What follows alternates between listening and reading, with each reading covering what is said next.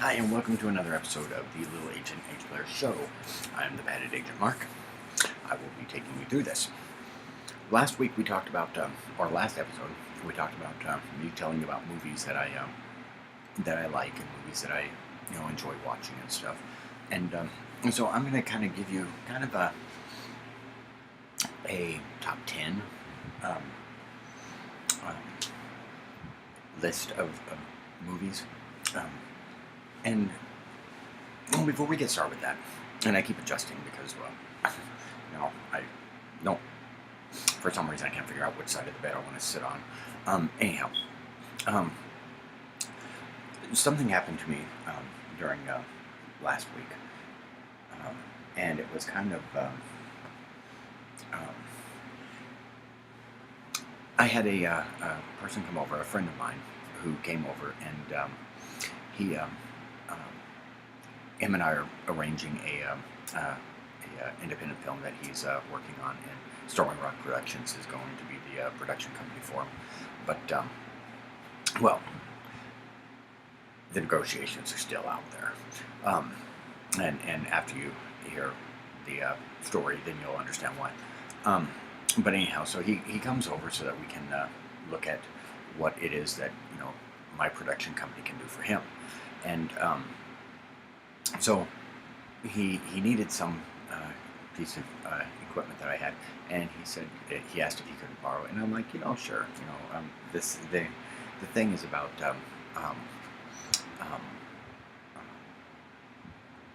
the negotiation. The friendship is still there.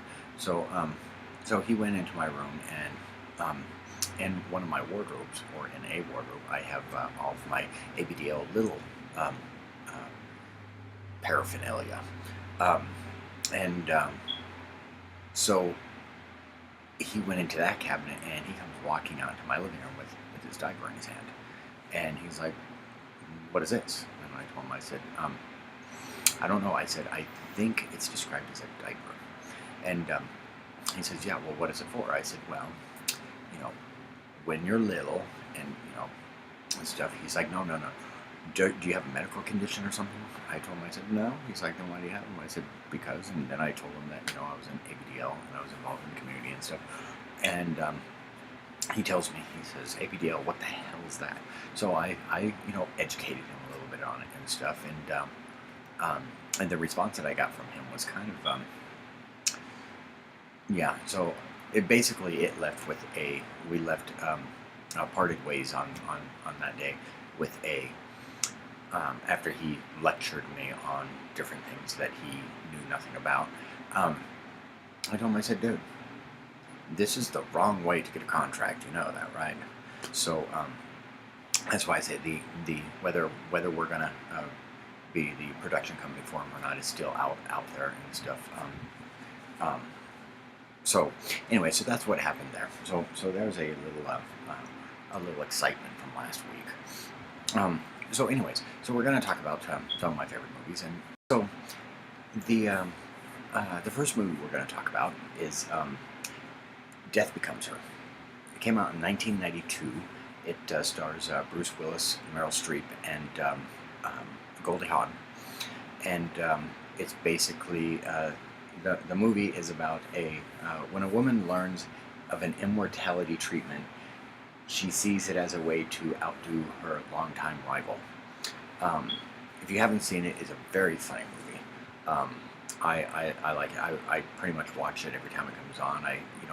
If you want to see it, you can go to you can probably pick it up at the Walmart $5 bin or something like that and stuff, because it's been out for quite some time. But it is a great movie. Meryl Streep has always been one of my favorite actresses, along with Goldie Hawn and stuff.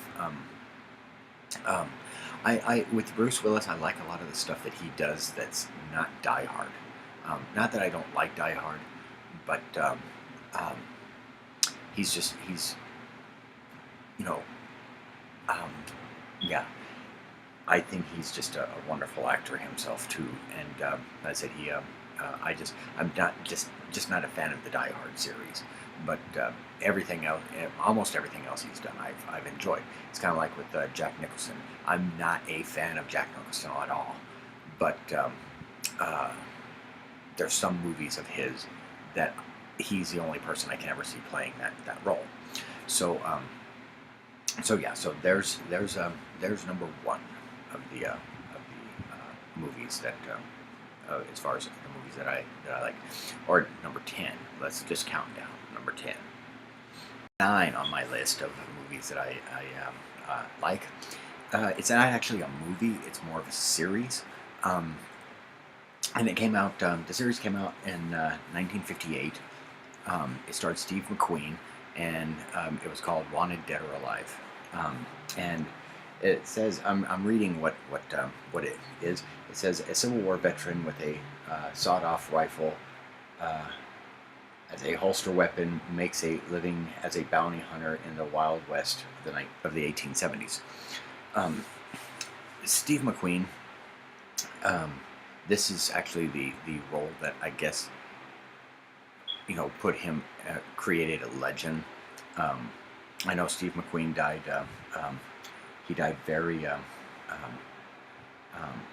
young, as far as I'm concerned. He was 50, and he died of a heart attack in November 7th of 1980. But there's people out there who are like die-hard Steve McQueen fans and stuff, and I'm not a die-hard fan, but I've seen just about everything he was ever in, and I've thoroughly enjoyed everything that he's ever been in. So as far as it goes, Steve McQueen is probably one of the actors that I admire the most, as far as the entertainment business is concerned. So yeah, that's the and you can I don't know if you can watch that on Netflix or Hulu or anything. I know that I have Stars Western, and it comes on Monday through Friday. So, but I got the whole series. You can get it through Amazon, but I got it as a gift, so I didn't have to pay anything for it, because they love me. So anyhow, so that Wanted Dead or Alive with Steve McQueen, that is number 9. 8 as far as my favorite movies and so forth goes, was actually a movie, or a series and a movie. It was both, and that would be Star Trek. I'm more of a fan of the original, mainly because it's just, let's just face it, Kirk is a badass. The first thing he wants to know when he gets on a ship is, what are we taking? What are we loading here? How much firepower do we have and stuff? And every time he'd say, let's go this way, something had happened and stuff. So, plus, let's just face it, the guy was a stud. He could just, have sex with pretty much any alien out there and stuff. But the one thing that I respect about Star Trek was, who was it? Nichelle and William. Like I'm on first names with them. Nichelle Nichols and William Shatner were the first to have an on-screen interracial kiss, and I have a lot of respect for that, because they crossed that boundary, and well, they didn't cross it; they just busted the hell out of it, and it was very controversial back then, but you know what? I think it helped to break a lot of yeah, I just totally forgot the word I was going to use.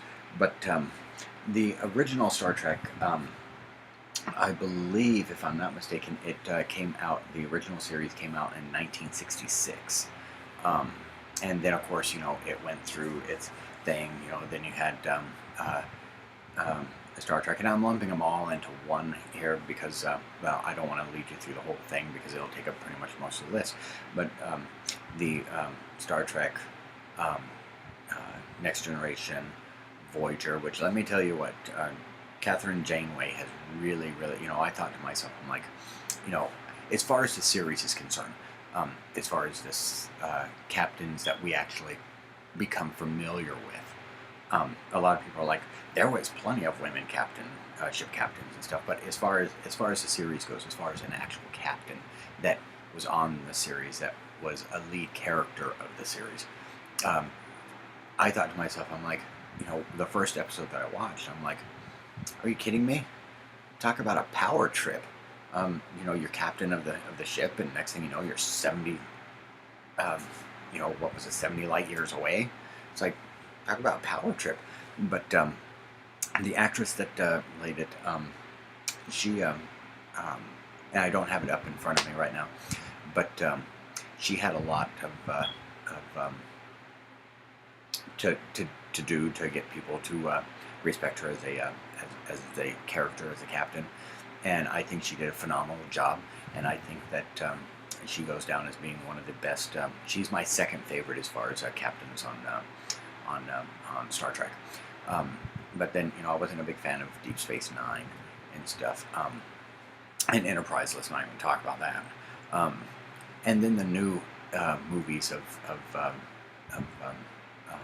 Star Trek. I think that I think they did a great job at bringing it back. I think they did a great job at casting people for the roles and stuff of the characters. But I still think the best Star Trek movie ever was Star Trek II: The Wrath of Khan. Nobody can play Khan better than Ricardo Montalban. So Star Trek would be the next one. Okay, the next movie would be Star Wars. The entire series of Star Wars. I know a lot of people were not too happy with episode 1, 2, and 3. Mostly episode 1. And I think that Jake Lloyd, who was the kid that played Anakin Skywalker, I think did an amazing job. There's a lot of people out there that think that he ruined Star Wars and stuff. And it's like, guys, he's 6 years old. I mean, really. If a 6-year-old can destroy a movie, then there's something seriously wrong.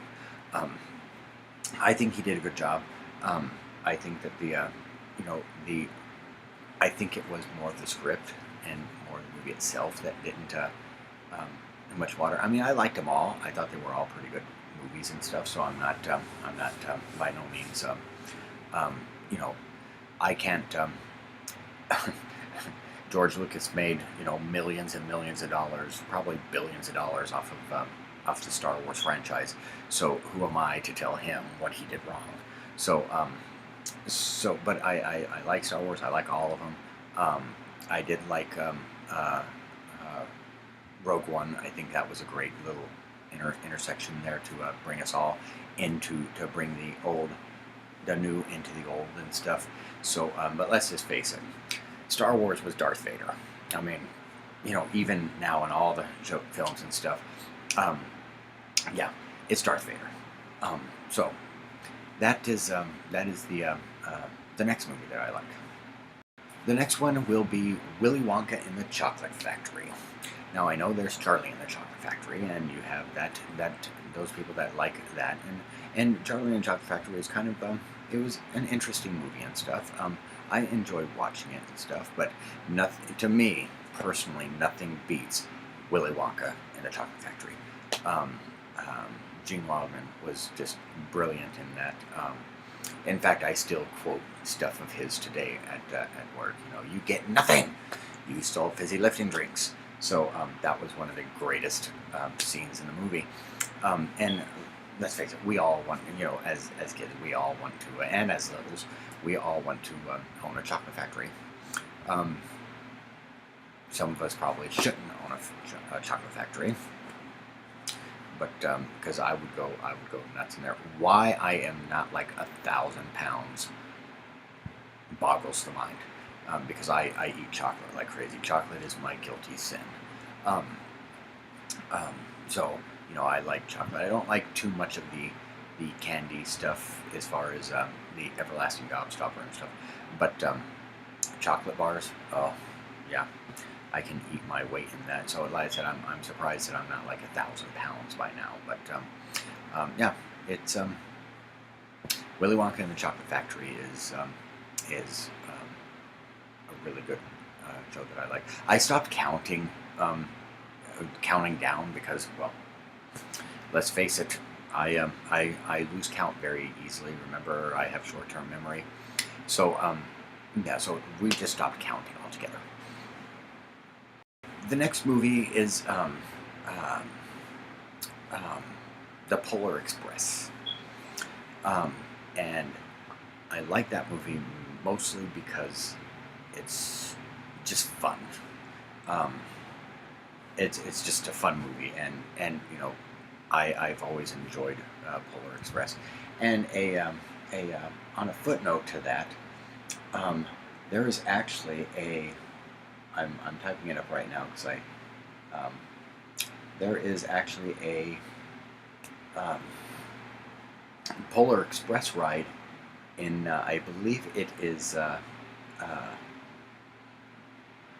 in Scottsdale, Arizona, I believe.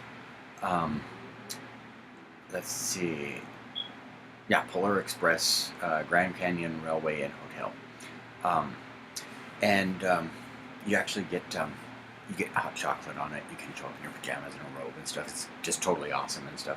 I'll leave a link to the site for for that in the description box below. I think that I went on it last year, and it was absolutely amazing. Um, it was great. It says one of the things is experience the magic of the Polar Express, a classic children's book. The Grand Canyon Railway's Polar Express comes to life when the train departs the depot in William, Arizona, for a journey through the dark and the wilderness. Blah blah blah blah. It was amazing. They actually have people dancing and singing through there. It was just absolutely amazing. So, like I said, I'll leave a link for that in the description box so you can go check that out and stuff. It's great. You're gonna love it. As we discussed last time, my absolute favorite movie in the world is The Never-Ending Story. Mainly because when I was growing up and stuff, I you know, I was kind of a loner, and so the Never-Ending Story kind of, I don't know, it allowed me to imagine and to dream and to it kicked in my imagination and stuff, and I've been a fan ever since. Um, and I like the first one, the second one. After that, they just kind of started getting kind of. But the first one was the absolute best one with Valcor, and um, and then the second one was okay. Um, and like I said, after that, it just plummeted down and stuff. I think the Never-Ending Story 3. I think there was a theater here in Arizona that had it like for 4 or 5 years, playing for 4 or 5 years and stuff because they just didn't have to pay that much for it apparently. But yeah, so that's my absolute favorite movie of all. Is the Never-Ending Story. There's a couple of series that I like to watch. Of course, they've ended and stuff. One of them was Burn Notice. That I really enjoyed that one, starring Jeffrey Donovan, and then there was Major Crimes. Those are kind of these are kind of the things that I kind of like to watch and stuff. Major Crimes, which turned into or Major Crimes was turned in from The Closer, turned into Major Crime. And then, of course, I like to watch things about nature and stuff. One of my favorites is The Blue Planet, and Wild Pacific. Anything by David, I think his name is David Attenborough. He narrates stuff, Frozen Planet and stuff like that. And I notice a lot of you are probably like, oh, Mark, there's no little stuff on there. When I want to go into little space, I watch, I have Beast Wars that I like to watch. I also have, and I don't go into little mode for Naruto. I can watch him anytime at all. I can watch Naruto. But that, and I do watch Paw Patrol. I do watch I watch a couple of others. Right now, it slips my mind which one I do. Every now and then I'll slip onto the Cartoon Networks and stuff and watch them, or I'll go to Netflix and I have my own little area there of cartoons that I'll watch, and I'll watch that. But one of the things that really gets me into a little space is the Magic School Bus, which is probably why I've named all of my stuffies after characters on the Magic School Bus. And yeah, that's pretty much that. I'm not a big gamer, so maybe the next time, maybe the next episode we will dive into the world of ABDL. What I would like to do at some point would be to for anybody that's either just getting started into the ABDL community, anybody that's been in it for a while, like I was for a long time, where I didn't know anything about it and stuff, and people that are like that want to know a little bit more about it, or somebody who's just researching it because a friend or loved one has come out to them as an ABDL and would like to learn more information about it and stuff. So maybe next week I'll do some of that. Maybe the next episode we'll have an episode about that. If you like the show, I ask that you click the like button, and if you'd like to follow me on any of my social media, the descriptions for it is in the description box below.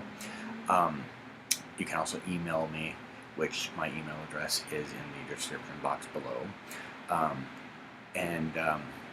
ask that you hit that subscribe button so that we can, so you'll know when I have more stuff available and stuff. At some time down the road, I'm going to start doing contests for my subscribers, for the people who subscribe to my channel and stuff. I'm not going to tell you really what the prize will be for it until it actually comes out. But we're gonna do some of that and stuff. But I have to grow. The channel has to grow a little bit more and stuff before I can actually, before it makes it worthwhile and stuff, and stuff like that. So, again, I thank you for watching, and you have yourselves a great week. And let's call this a wrap. Bye-bye.